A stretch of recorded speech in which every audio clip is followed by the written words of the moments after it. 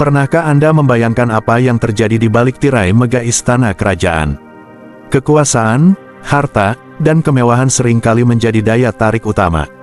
Namun, ada sisi lain yang jarang terungkap, kehidupan erotis yang penuh intrik, skandal, dan rahasia mengguncang.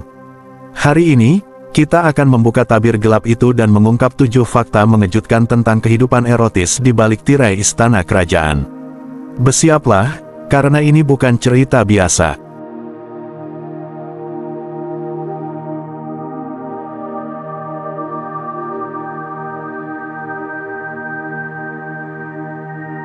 Fakta ketujuh, harem Kekaisaran Ottoman, kehidupan penuh persaingan mematikan. Di Kekaisaran Ottoman, harem bukan sekadar tempat para selir berkumpul. Ini adalah pusat intrik politik dan persaingan mematikan. Harem, yang seringkali dianggap sebagai tempat hiburan dan relaksasi bagi sultan, sebenarnya adalah jantung dari kekuasaan dan politik di dalam istana. Di balik tirai sutra dan dinding marmer, para selir tidak hanya bersaing untuk mendapatkan perhatian sultan, tetapi juga untuk mengamankan masa depan mereka dan anak-anak mereka. Para selir berlomba merebut perhatian sultan, karena ibu dari putra mahkota akan menjadi wanita paling berkuasa di istana.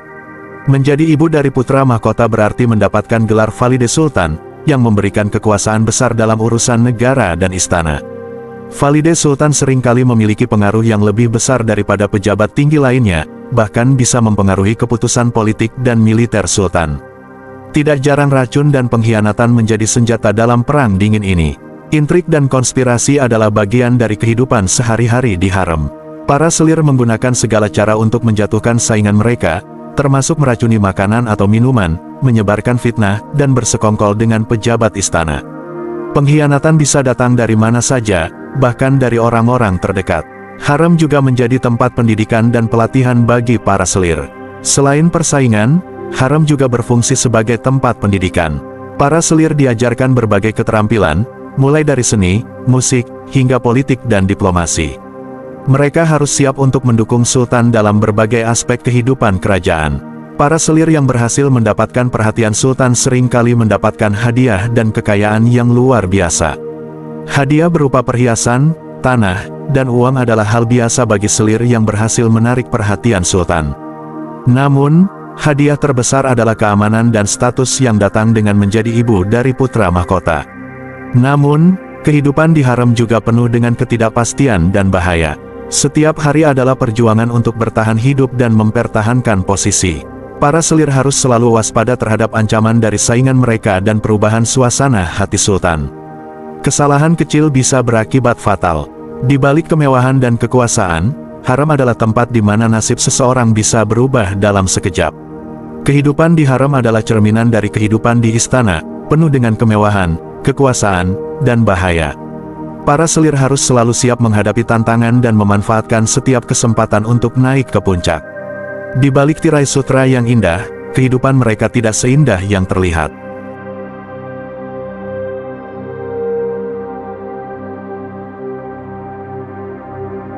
Fakta ke-6, Louis XV dan rahasia kelam Parc aux Cerfs. Louis XV dari Prancis, yang memerintah dari tahun 1715 hingga 1774, dikenal memiliki rahasia kelam yang tersembunyi di balik kemegahan istana Versailles.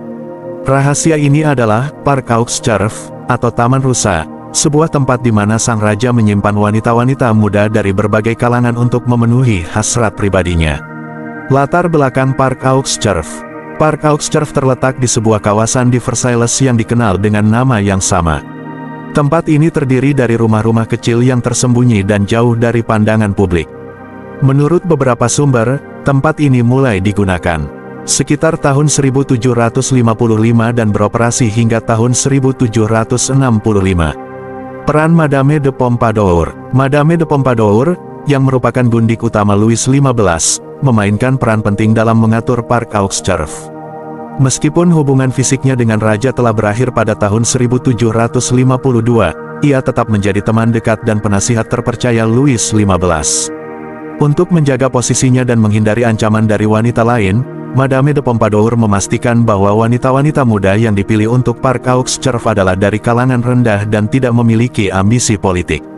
Proses pemilihan dan kehidupan di Parc aux Cerfs.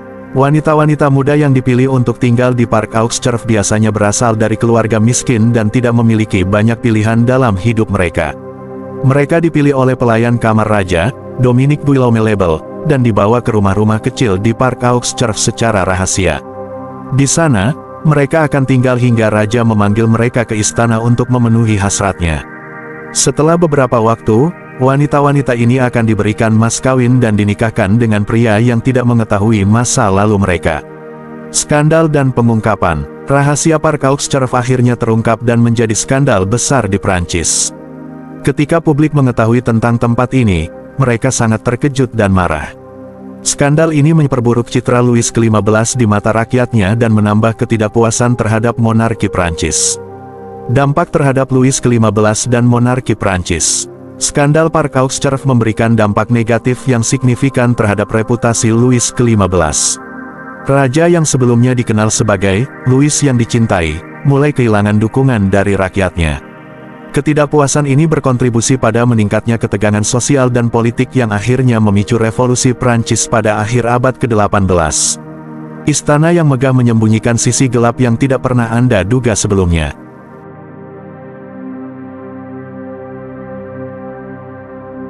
Fakta kelima, Maharaja dan perayaan Kamasutra. Di beberapa kerajaan India kuno, Kamasutra bukan hanya sekadar teks kuno tentang seni cinta, melainkan sebuah pedoman hidup yang memengaruhi tata cara sosial, budaya, dan bahkan politik di istana. Buku ini dianggap sebagai karya agung yang merayakan hubungan manusia, dipandang sebagai seni yang melibatkan harmoni antara tubuh, pikiran, dan jiwa. Para maharaja menganggap Kamasutra sebagai panduan untuk membangun hubungan yang seimbang, tidak hanya dalam urusan cinta tetapi juga dalam pengelolaan istana dan kerajaan. Bagi mereka, kehidupan yang harmonis adalah pondasi untuk memerintah dengan bijaksana. Sebagai wujud penghormatan terhadap filosofi ini, banyak istana menggelar perayaan besar yang dikenal sebagai Usava Kama atau perayaan seni cinta.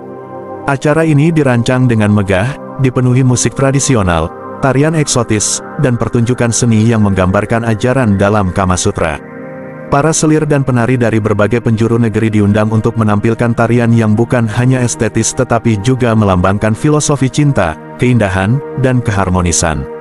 Mereka mengenakan kostum mewah, dihiasi perhiasan emas dan permata, menciptakan suasana yang memukau sekaligus penuh daya tarik mistis. Namun, perayaan ini bukan semata tentang hiburan. Bagi maharaja, ini adalah momen untuk memperkuat hubungan diplomatik dengan kerajaan lain. Para duta besar, bangsawan, dan tamu kehormatan seringkali diundang untuk menyaksikan acara ini, menunjukkan kekayaan budaya dan keagungan istana. Perayaan tersebut juga menjadi ajang bagi para seniman dan penari untuk menunjukkan bakat mereka, seringkali menghasilkan persaingan yang dramatis di antara mereka yang ingin menarik perhatian raja. Di balik kemeriahan pesta, ada nuansa ambisi dan intrik, di mana setiap individu berharap mendapat tempat khusus dalam hati penguasa. Meski terlihat penuh keindahan dan harmoni, kehidupan di balik layar perayaan ini seringkali penuh ketegangan. Para selir yang ingin mempertahankan posisi mereka di istana menggunakan momen ini untuk memamerkan kecantikan dan bakat mereka, bersaing secara diam-diam dengan para penari yang menjadi sorotan baru. Dalam bayang-bayang gemerlap pesta, intrik dan politik istana terus berdenyut, menciptakan drama yang tak kalah menarik dari seni yang dirayakan. Perayaan ini, dengan segala kemegahannya, adalah cerminan kompleksitas kehidupan istana India kuno yang penuh pesona sekaligus bayangan kelam.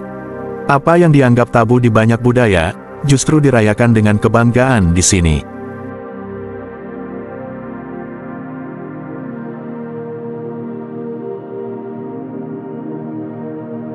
Fakta keempat, Ratu Victoria dan hubungan tersembunyi. Ratu Victoria dikenal sebagai sosok yang sangat konservatif dan berpegang teguh pada nilai-nilai moral yang ketat. Namun, surat-surat pribadinya mengungkapkan sisi lain dari dirinya yang sangat mengejutkan banyak orang. Salah satu aspek yang paling kontroversial dari kehidupan pribadinya adalah hubungannya dengan pelayan pribadinya, John Brown. John Brown adalah seorang pelayan asal Skotlandia yang mulai bekerja untuk Ratu Victoria setelah kematian suaminya, Pangeran Albert. Brown dikenal sebagai sosok yang setia dan penuh perhatian, dan segera menjadi teman dekat serta kepercayaan Ratu.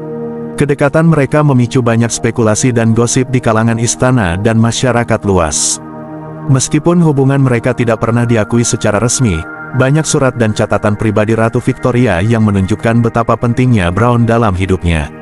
Ratu sering menyebut Brown dengan panggilan sayang dan mengungkapkan rasa terima kasihnya atas dukungan dan kasih sayang yang diberikan oleh Brown. Kedekatan mereka bahkan membuat beberapa orang di istana merasa cemburu dan tidak nyaman. Kontroversi ini semakin memanas ketika Ratu Victoria memberikan Brown berbagai penghargaan dan hak istimewa yang biasanya tidak diberikan kepada seorang pelayan. Hal ini memicu kemarahan dan ketidakpuasan di kalangan bangsawan dan pejabat istana. Namun, Ratu Victoria tetap teguh pada pendiriannya dan terus mempertahankan hubungannya dengan Brown hingga akhir hayatnya. Hubungan antara Ratu Victoria dan John Brown menjadi bahan gosip dan spekulasi selama bertahun-tahun. Banyak yang percaya bahwa hubungan mereka lebih dari sekadar hubungan antara majikan dan pelayan, meskipun tidak ada bukti konkret yang mendukung klaim tersebut. Terlepas dari kontroversi yang melingkupinya, hubungan ini menunjukkan sisi manusiawi dari seorang ratu yang seringkali digambarkan sebagai sosok yang kaku dan tidak berperasaan. Bahkan seorang ratu sekalipun tidak kebal dari drama asmara.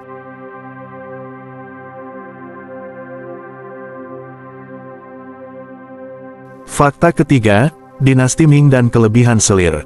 Kaisar dari dinasti Ming seringkali memiliki ribuan selir dalam istananya. Jumlah yang begitu besar ini tidak hanya menjadi simbol kekuasaan, tetapi juga sumber masalah besar.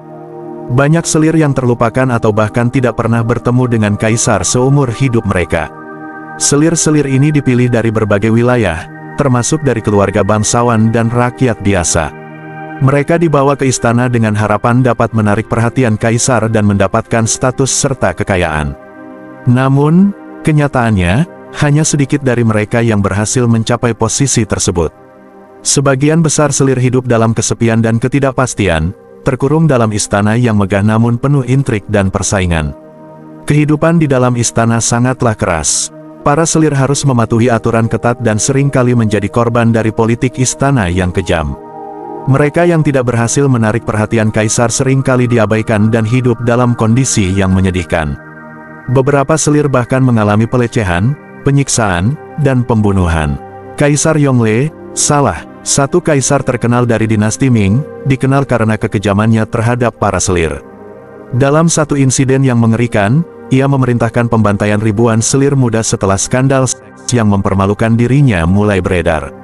Kisah tragis ini menunjukkan betapa rentannya posisi para selir di istana. Selain itu, praktik mengikat kaki yang biadab juga membuat para selir tidak dapat melarikan diri dari istana. Mereka bahkan mengalami kesulitan ketika harus berjalan ke kamar tidur kaisar.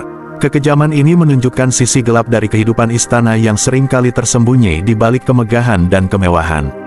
Di balik kemewahan, ada kesepian yang mendalam.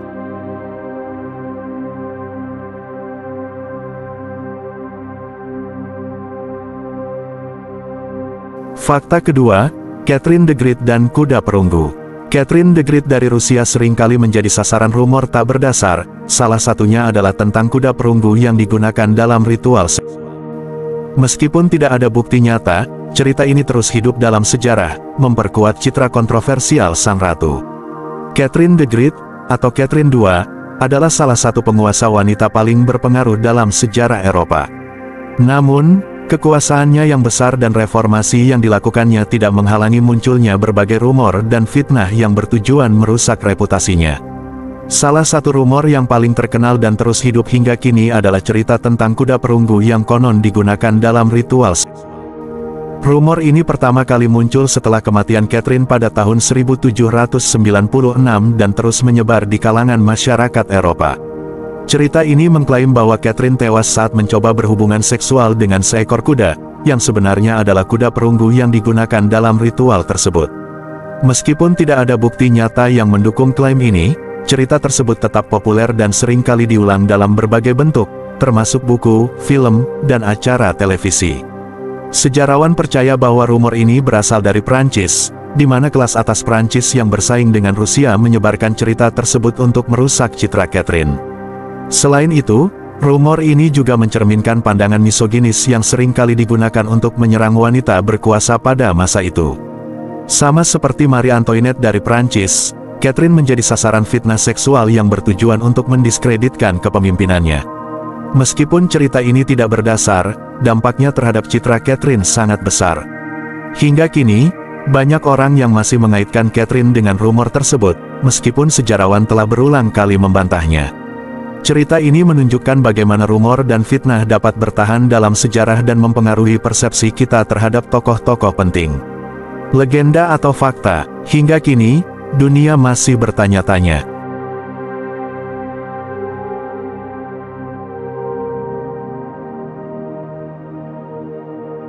Fakta pertama, Raja Henry VIII dan nafsu yang mengubah sejarah. Raja Henry VIII dari Inggris mungkin adalah contoh paling terkenal tentang bagaimana nafsu bisa mengubah sejarah. Lahir pada tanggal 28 Juni tahun 1491, Henry VIII naik tahta pada usia 17 tahun setelah kematian ayahnya, Henry VII, pada tahun 1509. Pemerintahannya ditandai oleh serangkaian peristiwa kontroversial yang tidak hanya mengubah Inggris, tetapi juga mempengaruhi sejarah dunia. Henry menikah 6 kali sepanjang hidupnya, dengan masing-masing pernikahan membawa cerita dan skandal tersendiri. Istri pertamanya, Catherine dari Aragon, adalah janda dari kakaknya, Arthur. Pernikahan ini awalnya dimaksudkan untuk memperkuat aliansi antara Inggris dan Spanyol. Namun, setelah lebih dari 2 dekade pernikahan tanpa menghasilkan pewaris laki-laki, Henry mulai mencari cara untuk membatalkan pernikahannya dengan Catherine. Keinginan Henry untuk menikahi Anne Boleyn, seorang punggawa karismatik di istana, menjadi pemicu utama dari salah satu skandal terbesar dalam sejarah Inggris. Ketika Paus menolak untuk membatalkan pernikahannya dengan Catherine, Henry mengambil langkah drastis dengan memutuskan hubungan dengan Gereja Katolik Roma. Pada tahun 1534, melalui Undang-Undang Supremasi, Henry mendeklarasikan dirinya sebagai kepala tertinggi Gereja Inggris, yang menandai dimulainya Reformasi Inggris. Pernikahan Henry dengan Anne Boleyn juga tidak berlangsung lama. Anne melahirkan seorang putri, Elizabeth, tetapi gagal memberikan pewaris laki-laki yang diinginkan Henry. Akibatnya, Anne dituduh melakukan perzinahan, pengkhianatan, dan incest, dan akhirnya dieksekusi pada tahun 1536. Setelah Anne, Henry menikahi Jane Seymour, yang akhirnya memberinya seorang putra, Edward, tetapi Jane meninggal beberapa hari setelah melahirkan. Pernikahan keempatnya dengan Anne dari Cliff berakhir dengan pembatalan hanya beberapa bulan kemudian karena Henry tidak tertarik padanya secara fisik. Istri kelimanya, Catherine Howard, juga dieksekusi karena perzinahan, dan istri keenamnya, Catherine Parr, berhasil bertahan hidup lebih lama dari Henry. Pemerintahan Henry VIII tidak hanya ditandai oleh kehidupan pribadinya yang penuh skandal, tetapi juga oleh perubahan besar dalam struktur politik dan agama Inggris.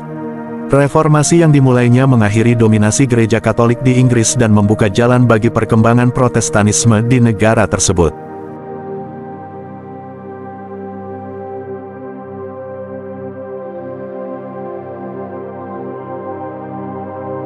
Itulah 7 fakta mengguncang tentang kehidupan erotis di balik tirai istana kerajaan. Sebuah dunia di mana cinta, nafsu, dan kekuasaan saling bertarung, menciptakan cerita-cerita yang lebih dramatis dari kisah fiksi manapun. Apa pendapat Anda tentang rahasia di balik istana ini? Tulis di kolom komentar dan jangan lupa untuk like, share, dan subscribe agar tidak ketinggalan cerita menarik lainnya hanya di Cakrif YouTube channel.